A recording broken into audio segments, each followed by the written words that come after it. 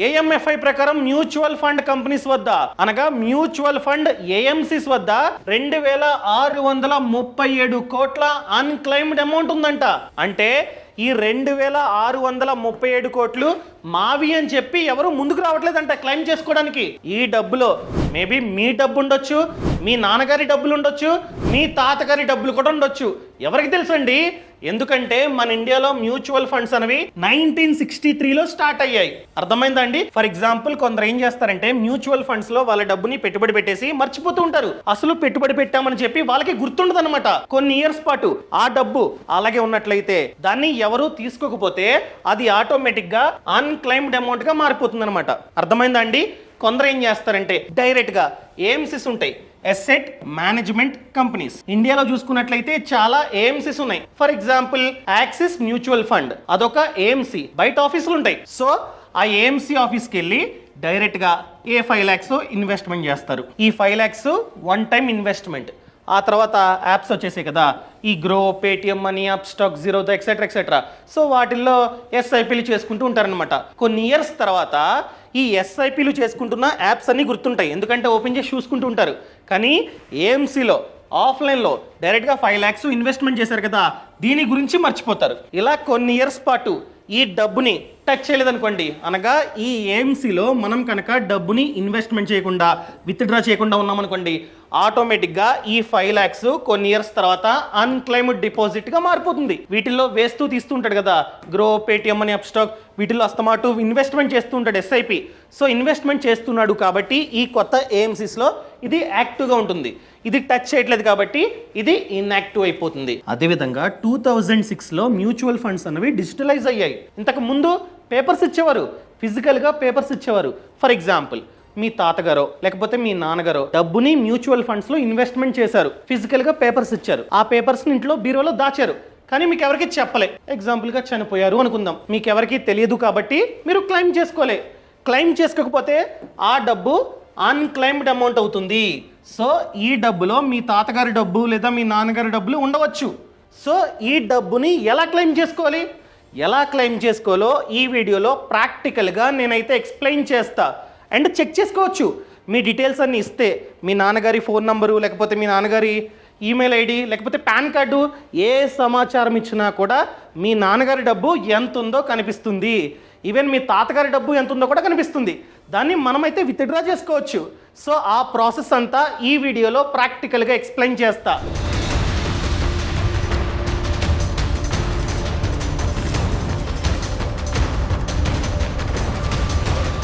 So ఈ వీడియోని last వరకు చూడండి. అంతేకాకుండా ఇంతవరకు ఈ ఛానల్ని సబ్స్క్రైబ్ చేసుకోకపోతే ఇప్పుడే సబ్స్క్రైబ్ చేసుకోండి. నేను మీ కౌశిక్ మరిడి. ముందుగా అన్క్లెయిమ్డ్ అమౌంట్ అంటే ఏంటో చూద్దాం. అంటే ఈ 2637 కోట్లు ఏంటి? ఫర్ ఎగ్జాంపుల్ మీరు ఒక ఏఎంసీ అనగా అసెట్ మేనేజ్మెంట్ కంపెనీలో ఒక ఫండ్లో 5 లక్షలు ఇన్వెస్ట్మెంట్ చేశారు.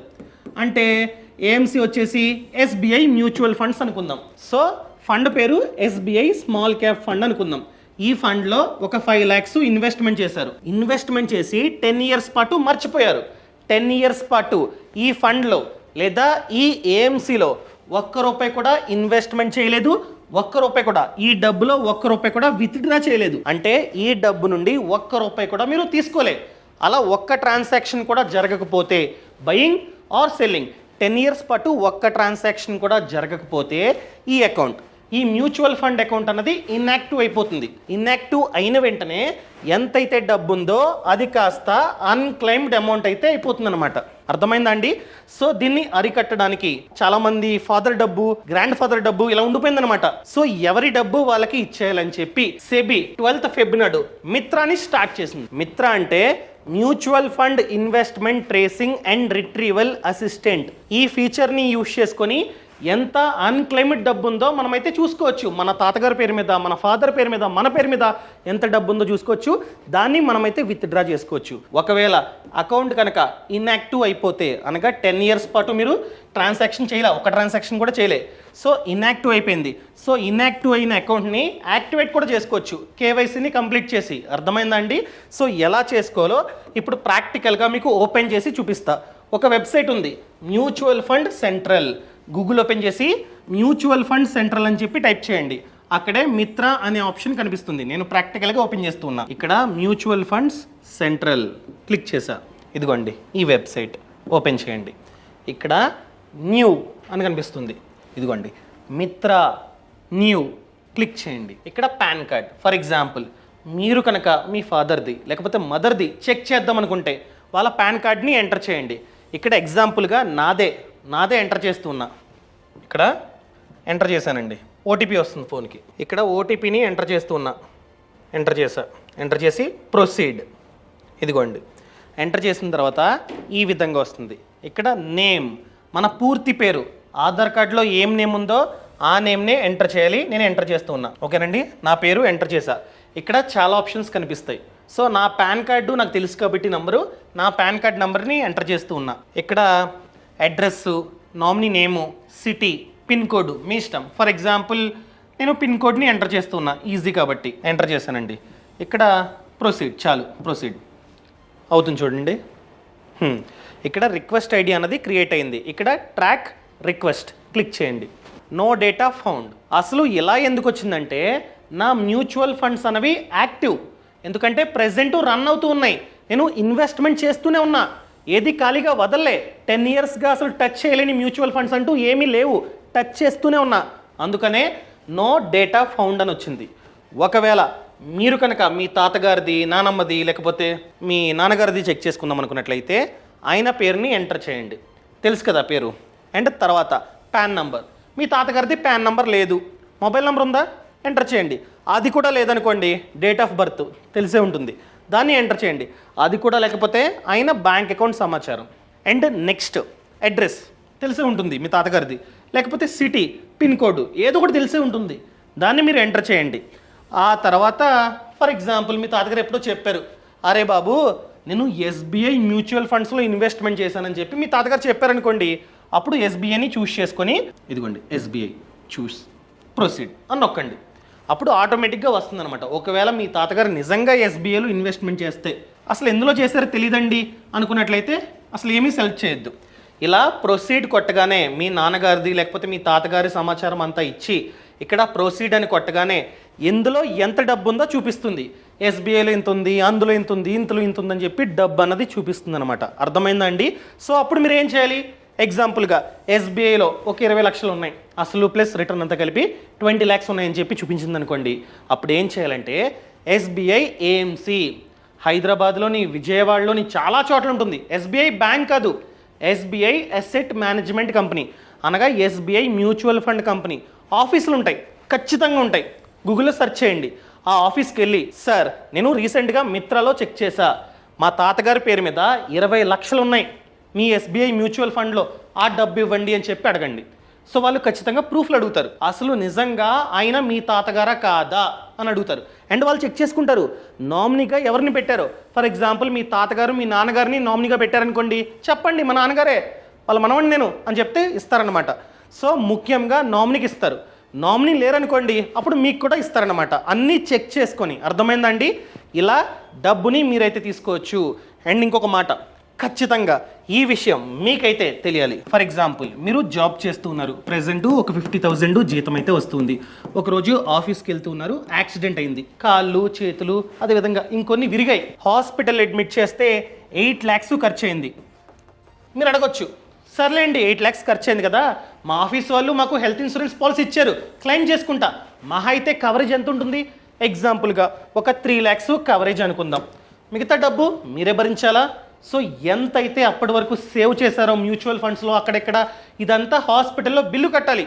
ఇలా జరగకుండా ఉండాలంటే ప్రతి ఒక్కరూ ప్రైవేట్గా ఒక హెల్త్ ఇన్సూరెన్స్ పాలసీని తీసుకోండి. ఫర్ ఎగ్జాంపుల్ 10 లక్షల కవరేజ్ గల పాలసీని తీసుకున్నారనుకోండి, రిమైనింగ్ డబ్బు ఇందులోంచి కట్ అవుతుంది. సో ఒక్క రూపాయి కూడా మీ సేవింగ్స్ని టచ్ చేయాల్సిన అవసరం లేదు.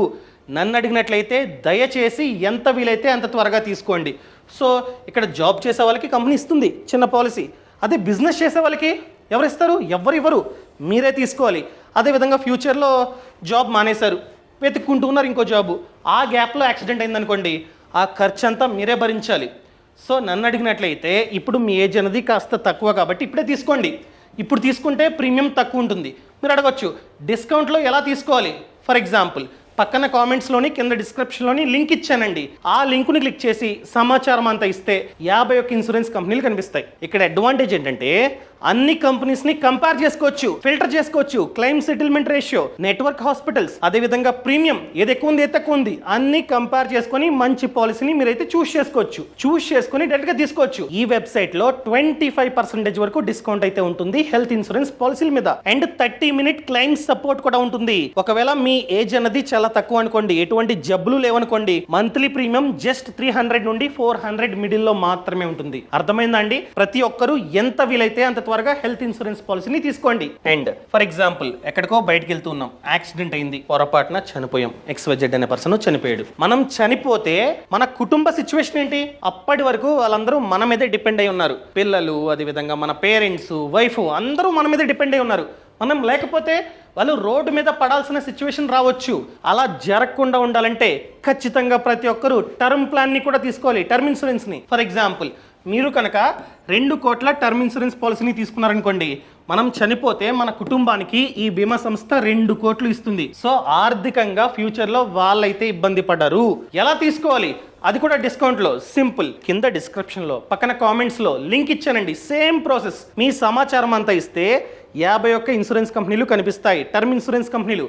మీరు ఫిల్టర్ చేసుకొని మంచి కంపెనీని చూస్ చేసుకోవచ్చు. ఈ వెబ్సైట్ లో 15% వరకు డిస్కౌంట్ కూడా ఉంది. ఫర్ ఎగ్జాంపుల్ మీ ఏజ్ అనేది చాలా తక్కువ అనుకోండి, పెద్దగా జబ్బులు లేవనుకోండి, 2 కోట్ల కవరేజ్ గల పాలసీ మంత్ కి 600 నుంచి 700 మిడిల్ లో ఉంటుందన్నమాట. మనం కావాలంటే ఈ కవరేజ్ ని 20 CR వరకు పెంచుకోవచ్చు. ఒకవేళ మీరు కనుక డిస్కౌంట్ లో తీసుకుందాం అనుకున్నట్లయితే ఇప్పుడే తీసుకోండి. లింక్ కింద డిస్క్రిప్షన్ లో పక్కన కామెంట్స్ లో ఉంది. నేను చెప్పేది ఏంటంటే మీ ఏజ్ పెరుగుతుందనుకోండి, ప్రీమియం అమౌంట్ కూడా పెరిగిపోతూ ఉంటుంది. అదే ఇప్పుడు కనుక మీరు తీసుకున్నారనుకోండి, మీ ఏజ్ తక్కువ కాబట్టి తక్కువ ప్రీమియం ఉంటుంది. ఇదే ప్రీమియం లైఫ్ లాంగ్ కొనసాగుతూనే ఉంటుంది. సో ప్యూర్ టర్మ్ ప్లాన్ని ఎంత వీలైతే అంత త్వరగా తీసుకోండి. ఇదే నేను చెప్పాలనుకున్నా. ఈ సమాచారం మీకు నచ్చితే దయచేసి కామెంట్లో నచ్చింది అని చెప్పండి, నచ్చకపోతే నచ్చలేదు అని చెప్పండి. Thank you so much. Thanks for watching. జై Hind. Boss Wala. Be the boss.